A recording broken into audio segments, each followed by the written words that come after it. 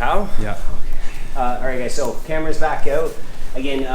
Our YouTube channel, it's not there for views; it's for use. Okay. So if you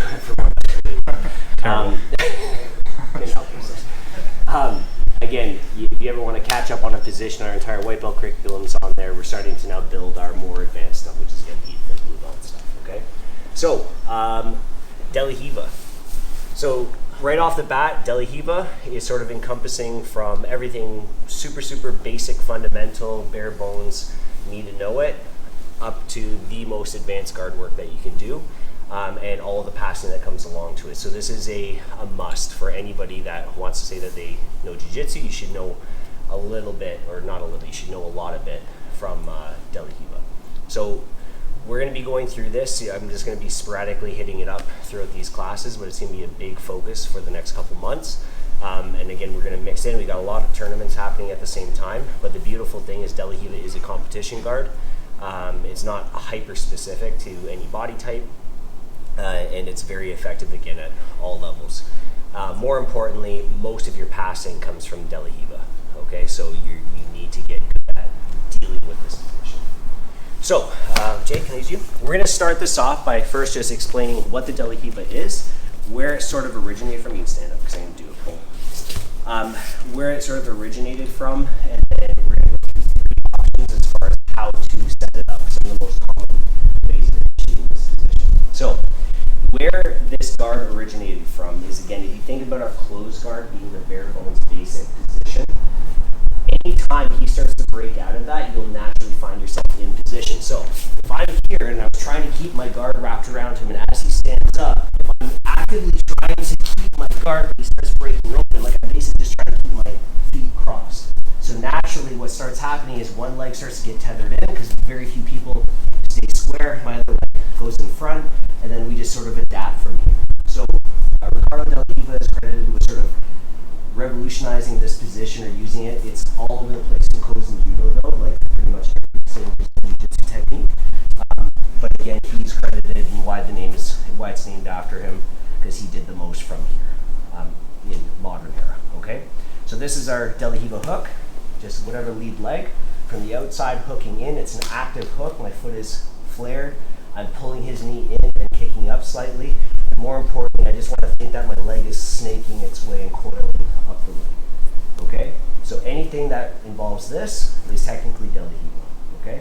My other foot can be doing a lot of different things. I can be posting on the knee, thigh, hip. We can go for a hook. We can play into our spider guard at the same time. And my other hand is going to be flowing between all sorts of different grips.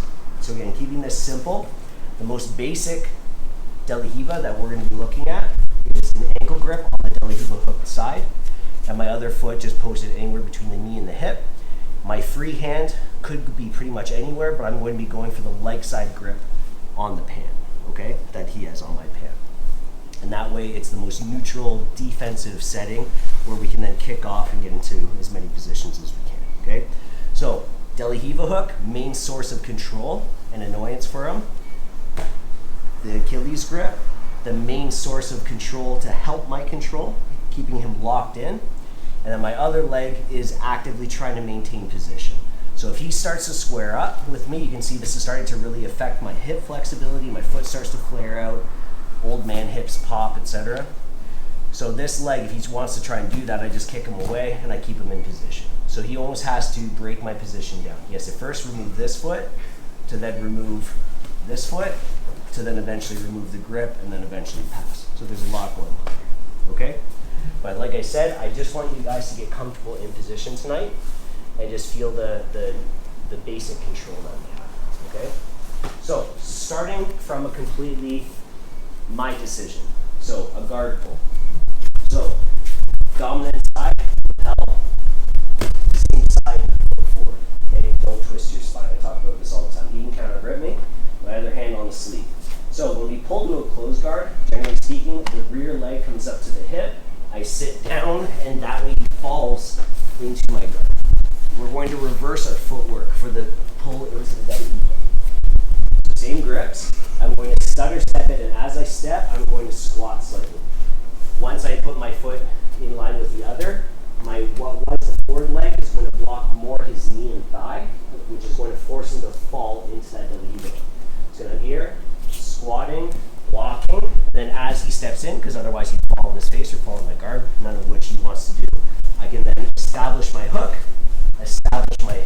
control points and my grips.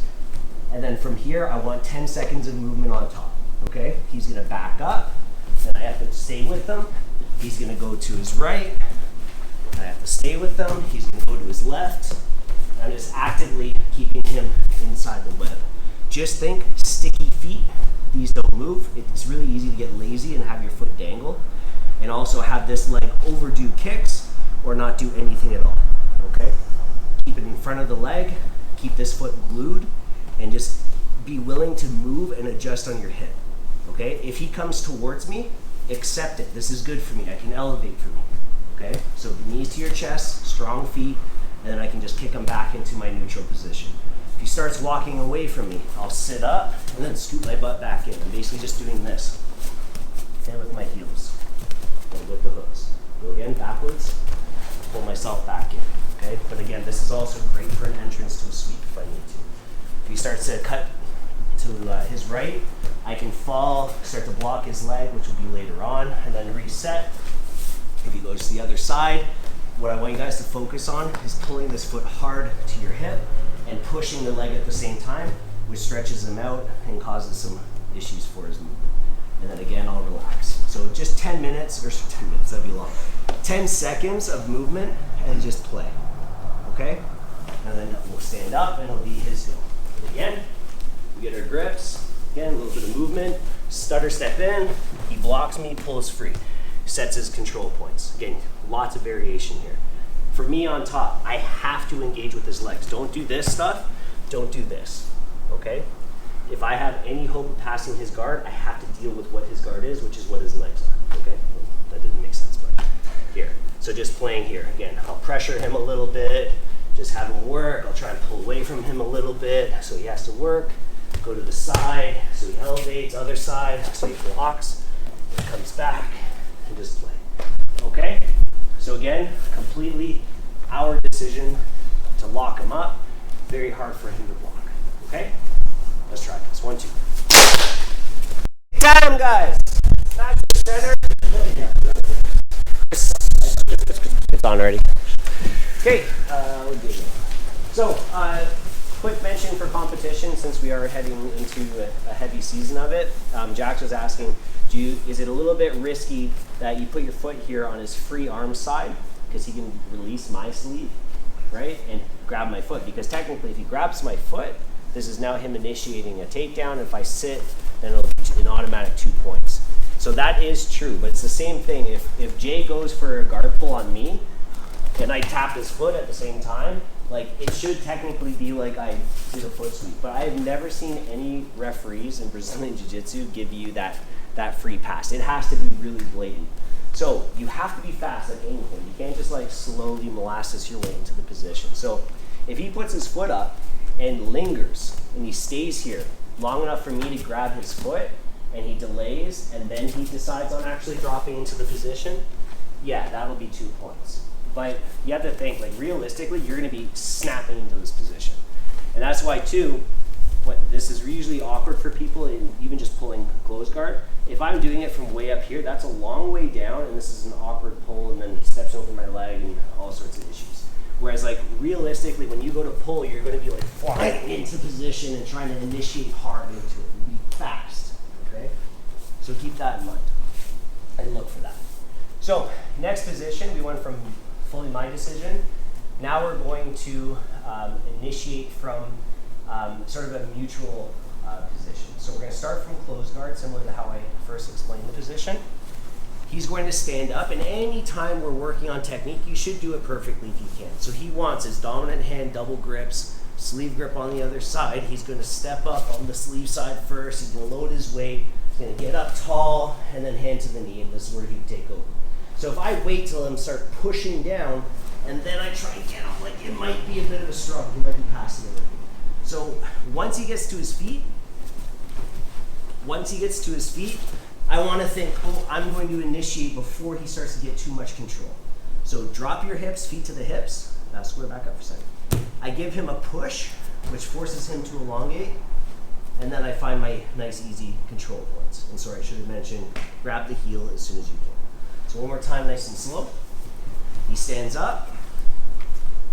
as soon as I can grab a foot, I always do. Okay, and lower the better. Initially, it might be a bit awkward to get down because of your shoulder flexibility, but that might just be me. Then a counter grip. His grip becomes our grip. Knees go tight together to make sure I find the hip line. And then now I give a little push. He can only step back on one leg. I adjust my hip over, thread the De La Riva hook, and reset my foot to where I want it. Okay, again, some people like to play low, some people like to play high. I like to play mid. Okay, then same thing, 10 seconds of movement, play a little bit. Again, sitting up, sitting back, just adjust a little bit. Just feel like you can maintain position. Think of your legs as a shock absorber. There is a school of thought, and I've had a couple people who come in, and they play a really static De La Riva. So they pull hard at the knee and they kick hard at the other one, and they try and stall you. And that can be really strong, especially if you're tall, like just kind of locking in, but they're like working so hard. But anytime you make your legs stiff, they become easier to move. And if you overextend your leg, it's easy to dump them. I like to play a little more in towards the elevation side of things, so I'm always trying to pull in, and this leg is just kind of chasing. You just think of, imagine an off-road truck that just kind of floats across all the bumps and everything else. You want to do that. So as he's moving around, I'm just kind of following him. Again, just a sticky foot, and when I need to, when he gives me problems, then I'll kick him away. Okay? So one last time. He stands, I grab the ankle, I grab the sleeve, and even if I can't get the sleeve, I'll find it later. Give him a little push, thread, in position, he moves, and I just stay with him.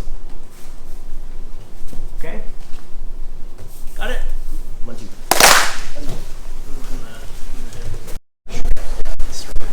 Right, that constant hook.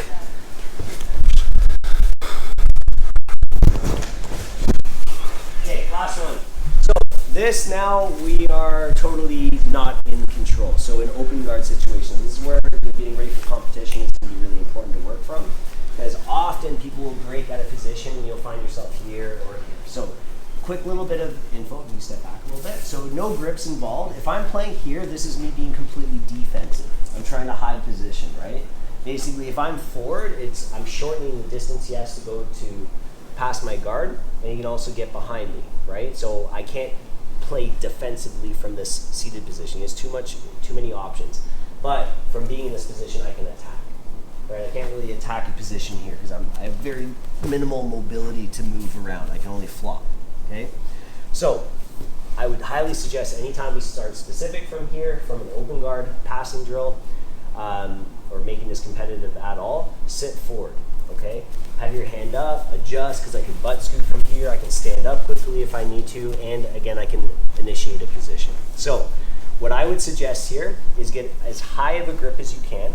So if I'm here too, if he needs to initiate in some sort of a guard pass, he usually has to deal with my legs, right? So he has to reach down, right? Which brings his upper body to me, and then I can start to fly into my position and create my control.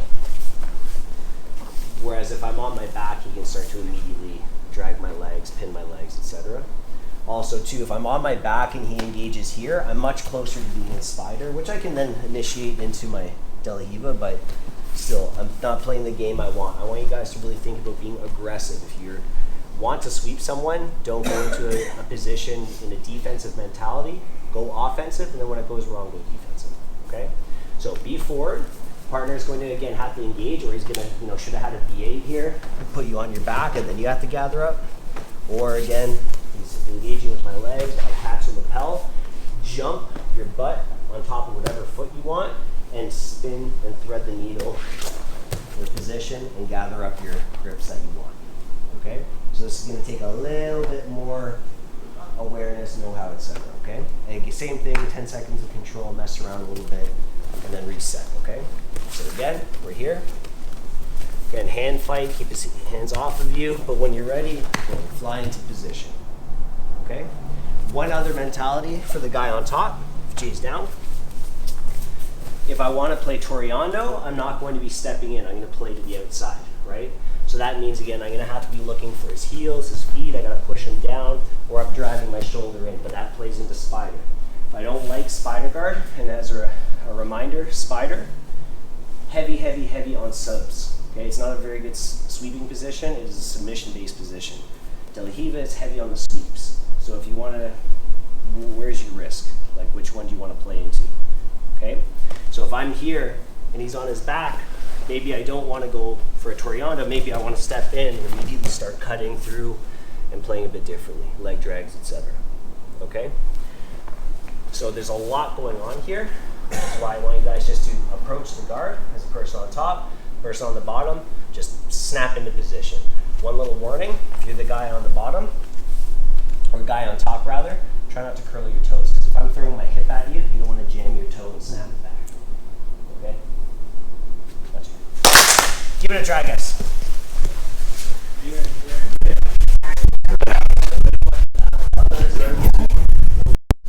Okay guys, time. Last little closing thoughts here. I don't want to go too much in depth. This is just to set the scene, okay? So, a couple questions, like, do you need this lapel grip to get in? Do you need this sleeve grip? Can you grab the pant leg instead of the ankle? It's always going to be yes. It just depends on what you're looking for. And this is why we're setting the position and why I want you guys to get comfortable with this here, okay? Ankle grip or Achilles, and then this first sleeve grip, okay? Because this is the easiest grip to get. Can I cross grip? Absolutely. This is incredibly frustrating for him on top if I don't allow him to reset this hand on my legs, okay? Lapel, super strong. Now I've broken his posture, hard for him to pass. The sleeve at the same time. Now I have lots of elevation options. I have lots of sub options. I have lots of fancy elevation sweeps, okay? Pant grip, pain in the ass to break, okay? If I keep this grip here, and again, a reminder, guys, illegal. Illegal, legal, legal. I can do it to myself, not to him. So I curl it out. Or again, you wait for the referee to start walking around, you switch quick, and then you switch back, okay?